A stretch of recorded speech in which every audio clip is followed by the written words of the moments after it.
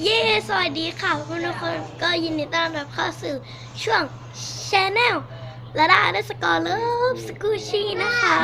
วันนี้นะคะก็จะมารีวิวนี่เลยหมาฝรั่งจากญี่ปุ่นนะคะ อันนี้ได้มาจากญี่ปุ่นเลยนะคะก็คือญาติเราเนี่ยนะคะเขาไปเที่ยวญี่ปุ่นมาแล้วเขาก็ซื้อมาฝากนี่เลยนี่นะคะนี่ก็ไม่หลายคนอาจจะถามนะคะตั้งแต่คลิปตอนที่รีวิวบ้านตอนที่อยู่กรุงเทพนะคะก็อาจจะถามว่าไปตอนไหนอะไรยังไงไม่รู้เรื่องเลยก็คือระหว่างที่เดินทางนี่ไม่ได้ถ่ายคลิปอะค่ะก็มาถ่ายที่กรุงเทพเลยนะคะก็ต้องขอโทษด้วยนะคะ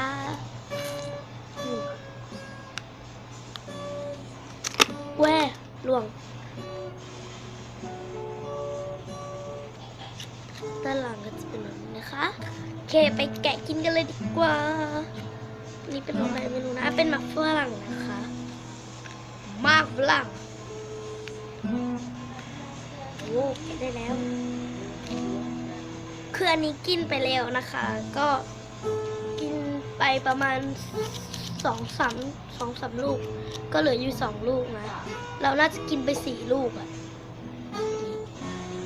เป็นเม็ดเล็กๆแบบนี้เป็นรสโค้กค่ะกินไปแล้วนะคะแต่ยังไม่ได้รีวิว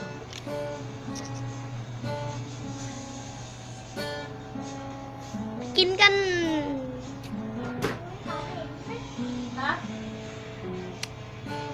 ขานะขาเน้นอะไรหรอขาอะไรขาพี่ทำไม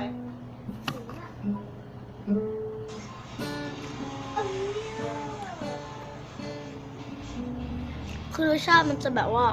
คือยังไงอะแบบโค้กเปรี้ยวๆสำหรับใครที่ชอบกินเปรี้ยวนะคะก็จะอาจจะรู้สึกว่าไม่เปรี้ยวก็ได้นะแต่เราแบบไม่ชอบกินเปรี้ยวอะชอบกินเค็ม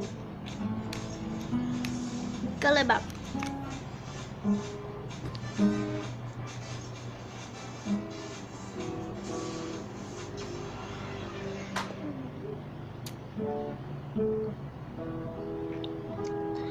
อันนี้นะคะปลาลูกโป่งไม่ได้ไม่รู้นะคะว่าอ่านว่าอะไรแต่ว่ามันเป็นญี่ปุ่น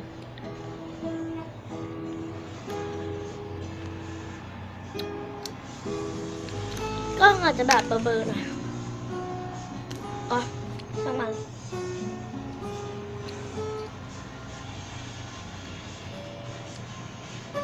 สำหรับคลิปนี้นะคะก็สรุปได้นะคะว่า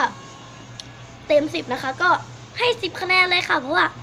อร่อยนะคะแล้วก็เคี้ยวหนึบหนับถูกใจด้วย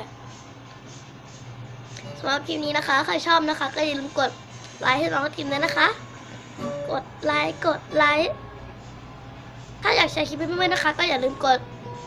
แชร์และถ้าไม่อยากพลาดคลิปใหม่ๆของน้องติมก็อย่าลืมกด subscribe ให้น้องติมด้วยนะคะสำหรับคลิปนี้ต้องขอตัวลาไปก่อนติดตามน้องติมได้ที่ YouTube JW decor ตรงนี้เลยและ YouTube และได้ _scoot squishy ตรงนี้สำหรับคลิปนี้ต้องขอตัวลาไปก่อนพบกันใหม่คลิปหน้านะคะบ๊ายบาย